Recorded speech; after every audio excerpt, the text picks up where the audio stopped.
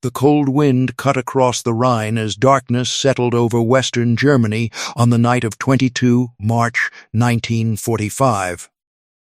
The river looked calm from a distance, but every soldier standing on its western bank knew the truth.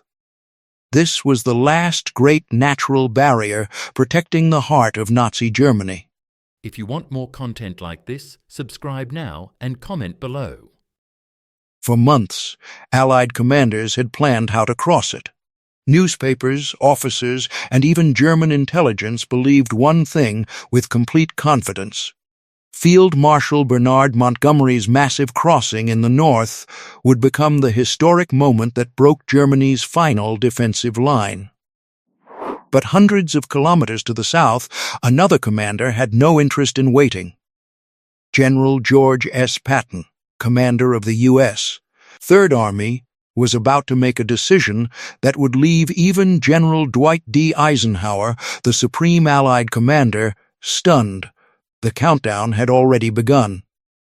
In less than 24 hours, history would change forever. 24 hours remained. Patton stood inside his headquarters near Oppenheim, studying maps that had become worn from constant use.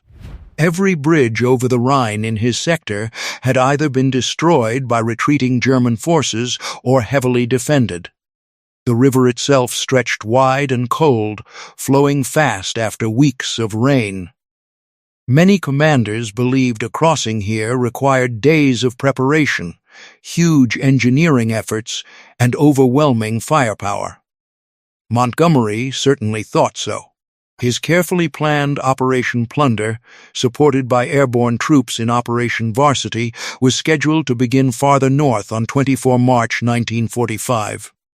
Thousands of vehicles, hundreds of landing craft, and enormous artillery batteries were gathering for what many expected to be the greatest river crossing of the European war. Patton respected planning, but he trusted speed even more. Throughout the war, his greatest victories had come from attacking before the enemy expected it. While others organized conferences, Patton preferred movement. While others calculated every possible risk, Patton searched for opportunities that appeared for only a few hours. He believed hesitation often cost more lives than bold action. Now, standing beside the Rhine, he sensed another opportunity. German forces opposite his sector appeared tired, scattered, and uncertain. Intelligence reports suggested many experienced units had already been transferred north because German commanders expected Montgomery's attack to become the main Allied effort. Patton looked across the river and saw more than water. He saw surprise. 20 hours remained. Far from the attention of reporters and senior politicians, engineers from the 5th Infantry Division quietly gathered assault boats along hidden riverbanks. They worked mostly at night, covering equipment with camouflage nets during daylight hours. Trucks carrying pontoon bridge sections avoided crowded roads whenever possible. Orders spread carefully through the ranks. Only officers who absolutely needed to know understood the full plan. Many soldiers believed they were preparing for another routine river operation somewhere else. That uncertainty was intentional. Patton understood that secrecy was often stronger than artillery. Across the Rhine, German defenders watched the opposite bank through binoculars. They reported occasional vehicle movement, scattered artillery positions, and normal American activity. Nothing appeared unusual. Most believed the Americans were strengthening defensive positions while waiting for Montgomery's offensive farther north. German headquarters remained focused on the expected main attack. Their maps highlighted northern crossing points. Their reserves faced the wrong direction. Patton never announced his intentions publicly. He knew that loose words could travel faster than military trucks. Instead, preparations continued with remarkable speed. Engineers checked boat engines one final time. Infantry officers rehearsed loading procedures. Artillery batteries quietly registered targets without revealing their true purpose. Every hour brought the Third Army closer to the river. 16 hours remained. The Rhine had frightened armies for centuries. Its steep banks, swift current, and broad width made it one of Europe's greatest natural defenses. Military history was filled with commanders who failed while trying to force crossings under enemy fire. Even in 1945, with Allied air superiority and overwhelming resources, no one underestimated the challenge. American engineers measured water speed again and again. They studied riverbanks where assault boats could launch without becoming trapped in mud. They identified damaged buildings that German machine gunners might use as firing positions. Every detail mattered because the first wave would have little protection once it entered the water. Patton visited several forward positions during the afternoon. Soldiers noticed their commander moving calmly from unit to unit, asking practical questions instead of delivering long speeches. Were the boats ready? Had every officer memorized the landing points? Was artillery communication working? Patton understood that confidence came from preparation, not from dramatic words. Many young soldiers tried to hide their nervousness. Some had crossed rivers before. Others had never faced an operation like this. They knew German artillery could turn the water into chaos within minutes. One damaged boat could leave an entire squad exposed in the freezing current. Yet the atmosphere remained surprisingly controlled. Officers reminded their men that speed would become their greatest protection. The faster they reached the eastern bank, the less time German defenders would have to react. 12 hours remained. As evening approached on 22 March, Patton received the latest intelligence reports. Enemy resistance opposite Oppenheim remained weaker than expected. Small patrols had observed limited vehicle movement, but no signs of large armored formations. German commanders were still concentrating much of their attention on Montgomery's preparations in the north. This was exactly the opening Patton had hoped for. He approved the final order. The crossing would begin that very night. There would be no delay. There would be no waiting for the carefully planned timetable followed elsewhere. History often remembers battles through explosions and gunfire, but many decisive moments happen in complete silence. Somewhere inside a headquarters, one commander signs an order. Another nods in agreement. A radio operator quietly sends a coded message. From that instant, thousands of lives begin moving toward a future that cannot be reversed. As darkness covered the Rhine, American artillery crews loaded shells with practiced precision. They had fired thousands before, but tonight every battery had a specific mission. Rather than simply destroying everything ahead, they would suppress known German positions long enough for assault troops to establish a bridgehead. Smoke rounds were prepared to reduce visibility. Engineers stood beside stacks of bridging equipment, waiting for the first signal. Patton understood something important. Winning the first hour mattered far more than winning the 10th. If his soldiers secured the eastern bank quickly, bridges could follow. Once bridges stood across the Rhine, tanks, trucks, artillery, fuel, and endless supplies would pour into Germany. The entire balance of the campaign could change overnight. 8 hours remained. Shortly before midnight, silence settled across much of the American line. The quiet almost felt unnatural after months of continuous warfare. Soldiers carried assault boats toward the river by hand, careful to avoid unnecessary noise. Boots sank into wet ground. Cold mist drifted above the water, making the opposite shore difficult to see. The smell of damp earth mixed with engine oil and river mud. You can almost feel the freezing wind touching every exposed face. Every man knew that within minutes the darkness could explode into gunfire. Lieutenant Colonel Lloyd K. Ramsey, commanding elements of the 5th Infantry Division, supervised the final preparations. Assault companies climbed into canvas boats one after another. Each carried rifles, ammunition, grenades, and enough determination to survive the first deadly minutes. Engineers gave quiet signals as ropes were released. Then the boats began moving, without searchlights, without shouting, only the sound of paddles cutting through black water. For several long moments, nothing happened. The river carried the first wave steadily toward the eastern bank. Every soldier expected German machine guns to suddenly open fire. Every second felt longer than the last. Hearts raced faster than the boats themselves. Then, isolated bursts of enemy fire shattered the silence. German sentries had finally spotted movement. Machine guns flashed from hidden positions overlooking the river. Tracer rounds crossed the darkness. Mortar shells landed near several boats, throwing water high into the air. American artillery answered almost immediately. Heavy shells crashed into known German strongpoints, while smoke rounds spread across the battlefield, making accurate enemy fire far more difficult. Despite the danger, the first assault boats kept moving. No one turned back. The countdown was entering its most dangerous hours, and on the eastern bank of the Rhine, history was already beginning to change. The first American soldiers reached the eastern bank just after midnight on 23 March 1945.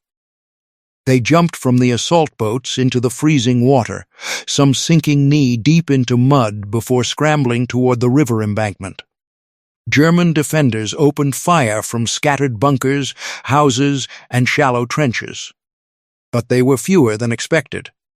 Many had been caught completely off guard. Instead of facing a massive assault supported by days of preparation, they were suddenly fighting American infantry that seemed to appear out of the darkness. Every minute now mattered. The first wave had only one mission: stay alive long enough for the second wave to arrive. Rifle squads spread quickly through the riverbank, clearing machine gun nests with grenades and coordinated fire. Small groups moved from building to building, refusing to stop even when resistance appeared stronger than expected. Engineers followed close behind, marking safe landing points for more boats. What looked like a fragile foothold only minutes earlier slowly became a growing bridgehead. 4 hours remained. Back on the western bank, Patton refused to relax. Reports arrived one after another through field telephones and radio operators. Some units had crossed successfully. Others faced heavier fire. A few boats had drifted downstream in the strong current before reaching the correct landing point. Casualties were coming in, but they were far lower than anyone had feared. Patton listened carefully to each report, asking short, direct questions. How wide was the bridgehead? Were engineers moving? Had artillery communications remained intact? The answers were encouraging. The crossing was working. Within hours, more assault waves crossed the Rhine. Engineers immediately began assembling pontoon bridges under dangerous conditions. They worked in darkness while enemy artillery searched desperately for targets along the river. Every steel section, every floating pontoon, and every connecting pin had to be positioned perfectly. One direct artillery hit could destroy hours of work. Yet the engineers continued almost without pause. They understood that once tanks crossed the Rhine, the entire operation would become far more difficult for the Germans to stop. On the eastern bank, American infantry kept pushing inland. Rather than waiting defensively beside the river, they attacked nearby villages to prevent German forces from organizing a counterattack. This aggressive approach reflected Patton's style perfectly. He believed that momentum protected soldiers better than hesitation. Every kilometer gained forced the Germans to react instead of plan. German headquarters now realized something was terribly wrong. Early reports described only a small American raid. Then came another message. More boats had crossed. Then another. American forces were building bridges. By dawn, the truth could no longer be ignored. The U.S. Third Army had established a real crossing over the Rhine. The surprise was complete. Many German commanders had expected Montgomery's carefully prepared offensive in the north. Instead, Patton had struck farther south before the larger operation even began. Reserve units suddenly had to reconsider where they should move. Valuable hours disappeared as commanders tried to understand the true situation. In war, confusion often becomes as dangerous as enemy fire. Meanwhile, Patton showed no interest in slowing down. Fresh infantry divisions crossed the growing pontoon bridges. Sherman tanks rumbled onto the eastern bank, followed by tank destroyers, artillery pieces, trucks loaded with ammunition, fuel convoys, ambulances, and repair vehicles. What had started with a handful of silent assault boats during the night quickly became a continuous stream of American combat power entering Germany.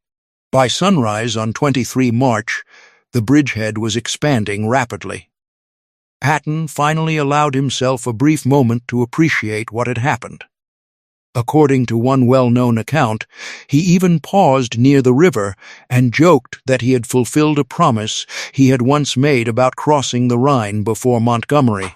Whether every detail of that story happened exactly as remembered has been debated by historians, but one fact is beyond dispute. Patton's Third Army had crossed the Rhine before Montgomery launched Operation Plunder. The countdown had reached 0. Now came the moment no one had expected. General Dwight D. Eisenhower, serving as Supreme Allied Commander, received confirmation that Patton's Third Army had successfully crossed the Rhine. Eisenhower already knew Montgomery's carefully organized operation was about to begin farther north. That offensive remained an important part of the overall Allied strategy and involved enormous planning, thousands of aircraft, and one of the largest coordinated river assaults of the war. Yet Patton had changed the story. Instead of waiting for the planned sequence of operations to unfold, he had seized an opportunity and acted immediately. His crossing was not intended to compete with the overall Allied strategy. Patton understood Eisenhower's larger plan. But he also believed that if a chance existed to cross the Rhine successfully with acceptable risk, waiting simply gave Germany more time. Eisenhower appreciated aggressive commanders, but he also had another responsibility. He had to keep together an alliance made up of Americans, British, Canadians, French forces, and many others. Military victory depended not only on battlefield success, but also on cooperation between powerful personalities. Patton's achievement was remarkable, but Eisenhower also knew it could create political tension, especially because Montgomery's crossing had received so much attention and preparation. Still, success was impossible to ignore. The Third Army had done exactly what many believed would require a far larger operation. News of the crossing spread quickly through Allied headquarters. Soldiers celebrated because they understood what the Rhine represented. For years, German propaganda had described the river as an unbreakable shield protecting the homeland. Now, Allied forces were moving across it in multiple places. The psychological effect reached far beyond the battlefield. German civilians realized the war was entering its final chapter. German commanders understood that defending Western Germany had become dramatically more difficult. Patton refused to stop. Within days, the Third Army drove deeper into central Germany, capturing towns, supply centers, and thousands of prisoners. German resistance remained dangerous, but it was increasingly disorganized. Fuel shortages, damaged communications, constant Allied air attacks, and the loss of experienced troops made effective defense almost impossible. Only one day later, on 24 March 1945, Montgomery launched Operation Plunder, supported by the airborne assault of Operation Varsity. It was an enormous success and remains one of the greatest planned river crossings in military history. Thousands of British, Canadian, and American troops crossed the Rhine using overwhelming firepower and careful coordination. The operation achieved its objectives and accelerated Germany's collapse. But history remembered something else as well. Before the carefully planned crossing that everyone expected, Patton had already crossed. That 24-hour difference became one of the most talked-about moments of the final campaign in Europe. It perfectly captured the contrast between two famous commanders. Montgomery believed in detailed preparation, overwhelming resources, and carefully controlled operations. Patton believed that speed, surprise, and relentless pressure could achieve results before the enemy had time to recover. Both approaches produced victories during the war. The Rhine simply became the moment where those differences stood out more clearly than ever. For Eisenhower, the lesson was equally important. Leading the Allied armies meant balancing different personalities while keeping every commander focused on the same ultimate goal. He could not allow rivalry to overshadow the mission. Germany was collapsing, but the fighting was not yet over. Thousands of Allied soldiers were still risking their lives every single day. Less than 7 weeks later, on 8 May 1945, Nazi Germany surrendered unconditionally. Looking back, Patton's crossing of the Rhine was never just about arriving first. It demonstrated the value of recognizing the exact moment when opportunity appears. The river had stood for centuries as one of Europe's greatest military obstacles. Many expected weeks of bloody fighting before Allied armies could force their way across. Instead, bold leadership, disciplined soldiers, skilled engineers, and careful execution turned a narrow opening into a strategic breakthrough. On that cold night in March 1945, history did not change because of one dramatic speech or one lucky moment. It changed because thousands of ordinary soldiers quietly climbed into fragile assault boats, trusted their training, and crossed one of the most feared rivers in Europe while the enemy was still looking in the wrong direction. And somewhere inside Allied headquarters, the news arrived that no one expected. George S. Patton had crossed the Rhine. Not after Montgomery. Not alongside Montgomery, but nearly 24 hours before him. That single decision became another reminder of why Patton's name remains one of the most discussed, admired, and debated in the history of the Second World War. If you want more content like this, subscribe now and comment below.